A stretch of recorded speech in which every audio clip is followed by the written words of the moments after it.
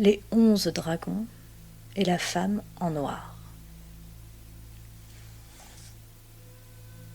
Il était une fois un empereur aussi riche que puissant, qui possédait vraiment tout ce qu'il aurait pu désirer.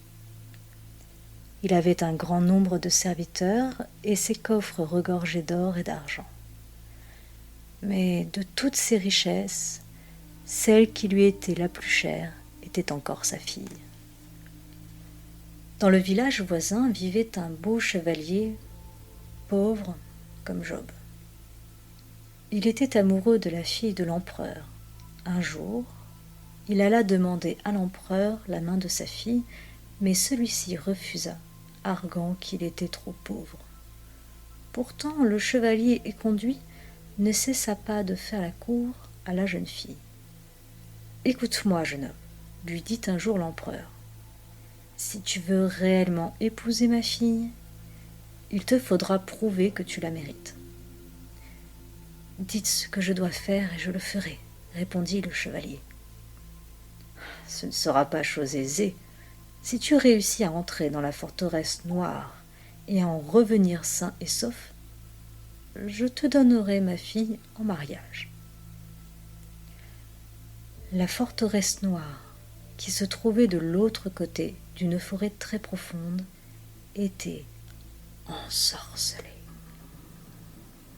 Tous ceux qui s'y étaient aventurés n'étaient jamais revenus. L'empereur se disait ainsi que jamais il ne reverrait le chevalier, soit parce que celui-ci aurait trop peur d'y aller et n'oserait plus se présenter à lui, soit parce qu'il ne reviendrait jamais. Mais c'était mal le connaître. « Je tenterai ma chance, votre majesté. Vouloir, c'est pouvoir. » Toute la nuit, le chevalier et son jeune serviteur se préparèrent pour cette aventure et, dès le lendemain, ils s'engageaient à cheval dans la forêt profonde. Ils avancèrent toute la journée dans l'obscurité de la forêt. À la nuit tombée, le chemin se perdit parmi les arbres. « Monte sur cet arbre, » ordonna alors le chevalier à son serviteur, « et dis-moi si tu vois une lumière quelque part. » À la cime de l'arbre, le serviteur écarquillait les yeux dans le noir. « Maître, » s'écria-t-il soudain, « j'aperçois quelque chose là-bas au loin. » Les deux cavaliers continuèrent en direction de la lumière et arrivèrent, après une longue chevauchée, en vue des remparts de la forteresse noire. « Alors, que faisons-nous » s'inquiéta le serviteur. « Devons-nous y entrer ? » ?»« Si nous avons fait tout ce chemin, ce n'est certainement pas pour rester dehors, » s'exclama le chevalier. « Peut-être y a-t-il même dans le château quelqu'un qui puisse nous offrir l'hospitalité. » Les portes de la forteresse étaient grandes ouvertes, mais à peine avaient-ils pénétré dans la cour qu'elles se refermèrent en claquant dans la nuit. « Que faisons-nous maintenant ?» demanda le serviteur. « Nous ne pouvons que rester ici, » répondit le chevalier. « Mène les chevaux à l'écurie et nous chercherons un endroit pour passer la nuit. » Ils explorèrent le château et s'arrêtèrent finalement au premier étage devant une grande porte ouverte. Dans la pièce brillait une lumière. Ils s'assirent à la table et enlevèrent avec satisfaction leurs bottes, trop heureux de pouvoir enfin se reposer un peu. « Va t'occuper des chevaux, » dit le chevalier à son serviteur. « Donne-leur de l'avoine et de l'eau. » Quelle ne fut pas la surprise du serviteur quand il entra dans l'écurie. Les chevaux avaient été pansés, la mangeoire était pleine d'avoine, brides et selles avaient été nettoyées et accrochées au mur. Il gravit 4 à 4 les marches et raconta hors d'haleine ce qu'il avait vu. « C'est étrange, » répondit le chevalier. Attendons la suite des événements. Ils discutèrent pour passer le temps, mais le serviteur sentit bientôt son estomac gronder de faim. « Ce long voyage m'a donné faim, dit-il. Je mangerai bien quelque chose. » À peine avait-il terminé sa phrase que 2 mains grises recouvraient la table d'une magnifique nappe et apportaient force récipients desquels sortaient des fumées les plus délicats. Les 2 hommes mangèrent de bon appétit. Bientôt les assiettes furent vides. Le serviteur regarda autour de lui. « Je suis fatigué, mais où pourrions-nous dormir ?» 2 lits apparurent aussitôt et 2 mains grises apportèrent des draps, des couvertures et des oreillers. Peu après, le serviteur s'était endormi, mais le chevalier se demandait s'il devait dormir ou rester éveillé. Soudain la porte s'ouvrit et une femme entièrement vêtue de noir entra dans la pièce. Elle avançait sans bruit, comme portée par un courant d'air. « Levez-vous, lui dit-elle. Habillez-vous et prenez votre épée. » Le chevalier sauta du lit, mais la femme en noir avait déjà disparu. Il mit son armure et se saisit de son épée. 11 coups sonnèrent à une horloge. Un piétinement sourd emplit l'escalier, tel un roulement de tonnerre inquiétant. Et la porte s'ouvrit violemment, et 11 chiens se ruèrent sur lui, grognant férocement, les babines retroussées sur leurs dents acérées. Le chevalier se défendit comme un diable, repoussant inlassablement les animaux sauvages. Alors qu'il allait succomber, les 12 coups de minuit retentirent et les chiens disparurent comme ils étaient venus. « Que dois-je faire maintenant ?» s'écria le chevalier. « Dois-je monter la garde ou puis-je dormir ?» La voix de la femme en noir retentit à travers la porte. « Dormez en paix, chevalier. Une nouvelle épreuve vous attend demain soir. » Jamais le chevalier n'avait été aussi fatigué de sa vie, et il s'endormit dès que sa tête toucha l'oreiller. Le lendemain matin, le petit déjeuner les attendait sur la table. « Va t'occuper des chevaux, » dit ensuite le chevalier à son serviteur.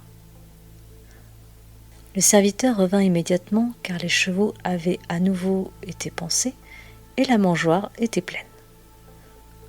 Le soir après le repas, le serviteur se coucha et s'endormit comme une souche. La porte s'ouvrit et la femme en noir entra dans la pièce. « Prenez garde, dit-elle au chevalier. Cette épreuve sera plus terrible que celle d'hier. Mais si vous la surmontez, tout ira mieux. Si vous sentez que vos forces vous abandonnent, buvez cette coupe de vin. » 11 coups sonnèrent dans le château désert, et un fracas de bottes retentit dans les escaliers. La porte s'ouvrit avec violence, et 11 sinistres individus se jetèrent sur lui. Le chevalier se battit comme un lion et, alors qu'il sentait ses forces faiblir, il se rappela de la coupe. Il la but et un sang neuf sembla parcourir ses veines. La bataille continua de plus belle. 12 coups sonnèrent et les hommes disparurent comme ils étaient venus. « Merci de résister si vaillamment, » dit la femme en noir de l'autre côté de la porte. « Il ne vous reste maintenant qu'une seule nuit difficile à surmonter. » Le chevalier se laissa tomber sur son lit, trop fatigué pour enlever son armure. Le lendemain, son serviteur le réveilla en lui annonçant que le petit déjeuner les attendait sur la table. « Je dors beaucoup mieux ici qu'à la maison, » ajouta-t-il. « C'est si tranquille. » Le chevalier n'était pas du tout du même avis. Il avait mal partout et c'est à peine s'il pouvait remuer ses membres. La journée passa lentement, les deux hommes marchaient de long en large dans la pièce et regardaient parfois la campagne par la fenêtre. « J'ai faim », dit le serviteur quand le soir fut venu. « Je me demande si nous aurons à nouveau quelque chose de bon ce soir. » Deux mains blanches apparurent aussitôt, portant des mets délicieux. Le repas terminé, les deux hommes discutèrent un peu, mais le serviteur sentait ses paupières se fermer. « Va te coucher, » lui dit son maître. « Je veillerai un peu. Je me suis levé plus tard que toi ce matin. » À peine le serviteur s'était-il endormi que la femme en noir apparut. « Cette nuit aura lieu votre dernière épreuve, mais ce sera aussi la plus difficile. Si vous la surmontez, bonheur et fortune vous attendent. »« Chère madame, » répondit le chevalier, je voudrais surmonter cette ultime épreuve, mais mes bras me font terriblement mal. Je peux à peine les bouger. »« Prenez cette bague, » répondit-elle. « Tournez-la autour de votre doigt quand vos forces faibliront. » Lorsque les 11 coups sonnèrent à l'horloge, le chevalier entendit un grondement terrifiant, comme si une tornade dévastait les escaliers. Il se saisit fermement de son épée. La porte s'ouvrit et les 11 dragons envahirent la pièce. Le chevalier se battit furieusement, mais plus il enfonçait son épée dans la chair des dragons, plus ceux-ci se montraient combatifs. Le chevalier tomba à genoux et il allait succomber quand il se souvint de la bague. À peine eut-il tourné l'anneau autour de son doigt qu'il sentit ses forces revenir et il se défendit avec encore davantage de vigueur. 12 coups sonnèrent à l'horloge. Les 11 dragons se transformèrent en autant d'hommes. Le chevalier n'en croyait pas ses yeux. La femme entra, magnifiquement vêtue d'une robe blanche. « Ce sont mes fils et mon mari, » expliqua-t-elle.